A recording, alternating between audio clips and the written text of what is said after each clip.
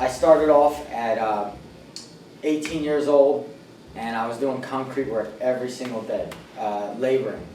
And as I did concrete, I was getting more and more pissed off because I would do concrete and I would leave my job and I'd do boxing, and then right from boxing I'd go to jiu-jitsu or wrestling at night.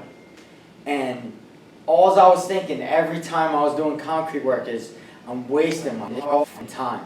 I could be training and doing boxing in the morning. I could be doing a lot more with my time than this, and that's never going to amount to nothing.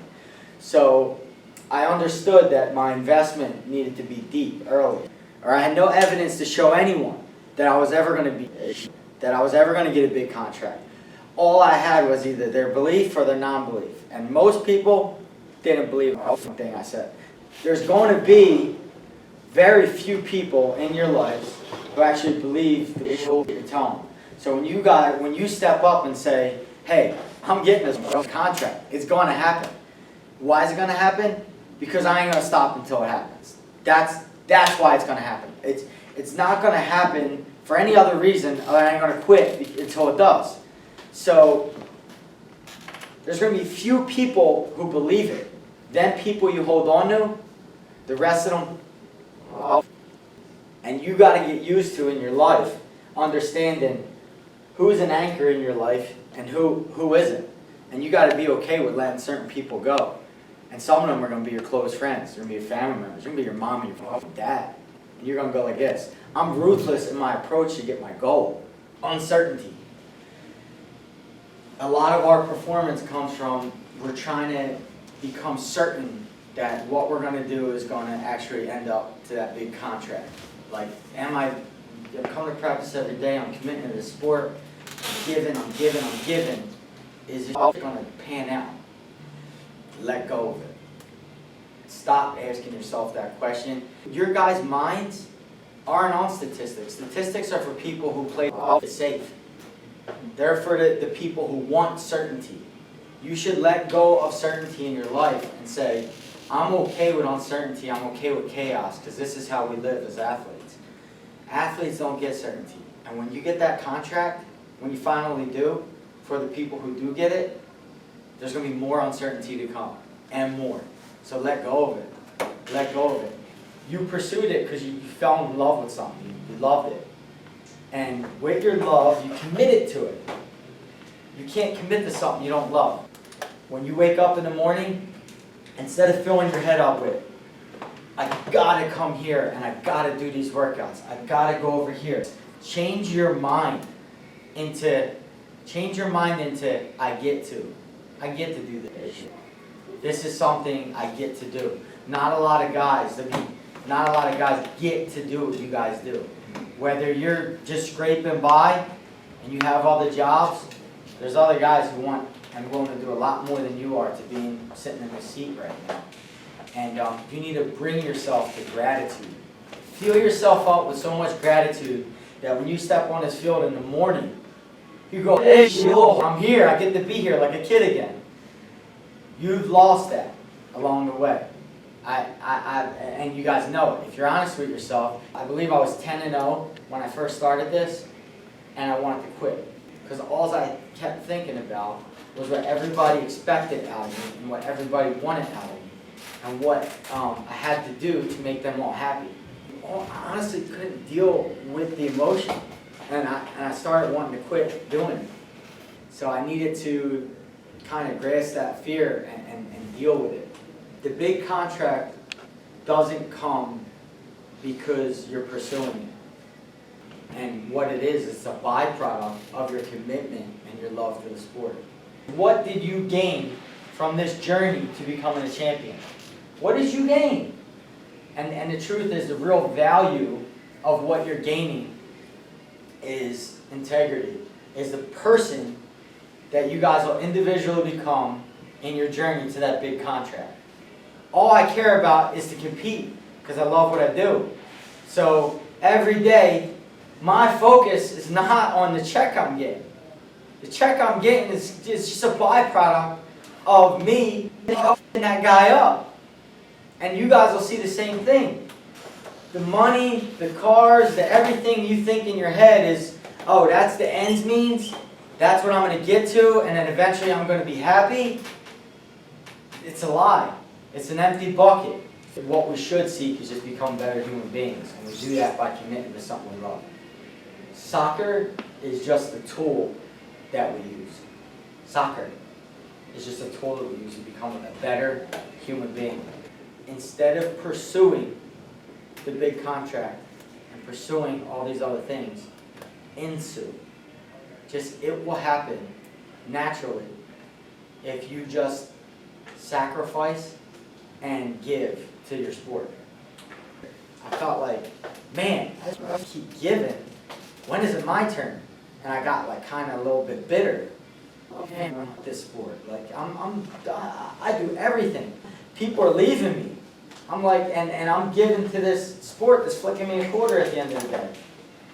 So I stopped thinking about what I was going to get and just think about, hey, I'm gonna give. I'm just gonna give. And I'm gonna hope and dream and hold on to this, that it'll be reciprocal at some point. And that's all I had was hope. That's it. So get rid of wanting to have some certainty. Get rid of that. It's not for you. And if you decide you want that, go get your job. Because it's there. It'll always be there. Go grab that job. You're going to be there forever. But get used to uncertainty. Get used to not knowing what's going to happen next. And just hold on to the hope that I'm going to give and sacrifice and give and give and give. And this will reciprocate. I'm going to get mine sooner or later. How did you build the discipline within yourself, tunnel vision towards the dream? You can only be disciplined by gaining leverage. So we only do something if we have a great amount of leverage to do it. So like if I told you, hey, if you score a goal, I'll give you $1 for scoring the goal, and you'd be like, all right, whatever. If I told you today, if you score that goal, I'm going to give you $1 million, $1 million. You're going to score that goal sooner or later. So like, you need to gain leverage. You need to figure out what's my leverage to do it. I love to compete, and I hate losing. I can't stand losing at anything. So I never needed any more leverage than I just don't want to lose. Are you self-talking when you're in a fight, or is it purely like instinctual, shut it down, you're just reacting? Are you self-talking through mistakes? How do you come back mentally when you make a mistake? There's not a thought or emotion that's going to help me inside of the cage. So I'm not allowed to think or feel. I'm only allowed to fight. So like, it's pure reactionary. I leave the thinking and the feeling to my coach. My coach thinks for me, and the fans and everybody feels stuff.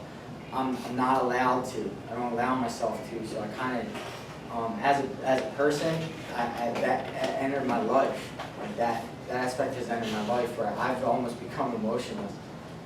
I've brought myself to that because I'm just coping with my sport that I deal with every day. When I'm inside of a fight, when I begin talking, sometimes I'll hit a guy. I'll say, oh, your nose is broke. And I begin fighting with him. And this is when I have the most fun. Sometimes it's hard to perform because you're like, I gotta do this, I gotta do that. And maybe you create your own mantras where you talk to yourself. I talk to myself and fill myself up with confidence during the fight. Because it loosens me up and it allows me to perform really good. So you need to find what it is that makes you perform loosely, relaxed, and like a kid again. How much visualization do you have going on in your head? No, visualization is a huge part of what I do.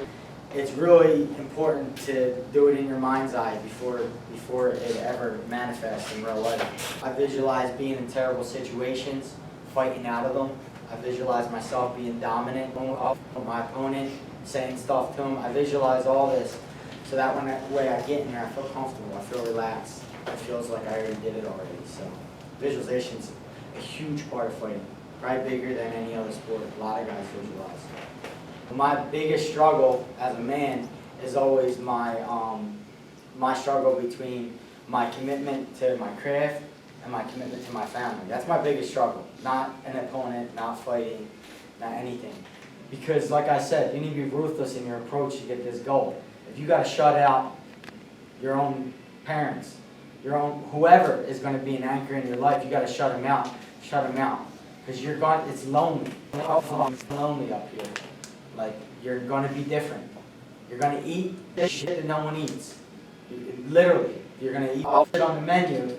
Oh, there's one salad. Everything else is burgers and fries. I got to do the salad. Pretty soon, no one's going to want to eat with you. And that's going to be like that in a lot of aspects of your life. Dudes are going to go, hey, let's party. You're going to go, I got game tomorrow, you know what I mean? You're like, pretty soon you're not going to get that call no more. Don't call him. He says no all the time. So don't even call him for the party. You're going to feel alone. You're going to feel like a dork. You're going to be like, I'm a nerd. I'm like all by myself. Everybody's doing all this fun shit around me. And I'm just like this nerd. I'm an outcast, like a social outcast.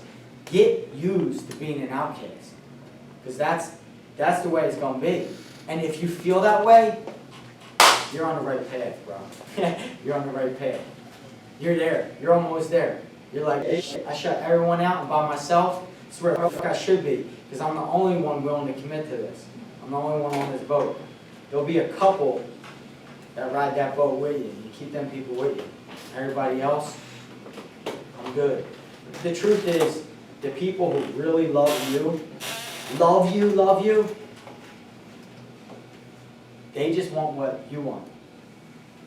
But I can't think of anybody in my life who, if I told them I would stop fighting, they wouldn't go, no, you can't stop fighting, what do you mean? Like, everybody who loves me would tell me, you gotta fight, man, that's what you do. Because that's how they define me, that's what they think I should do. He said, I don't care what you do. He said, I don't care. Do what you want to do. Like that. And the truth is, the people who really love you, love the core of you, they'll just want what you want. And if they see you're passionate about soccer, they're going to be with you, man. They're going to be with you.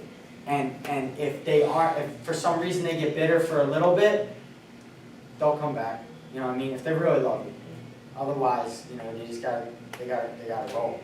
You have to be ruthless, man, all you guys. Be ruthless in your approach to get what it is what you want.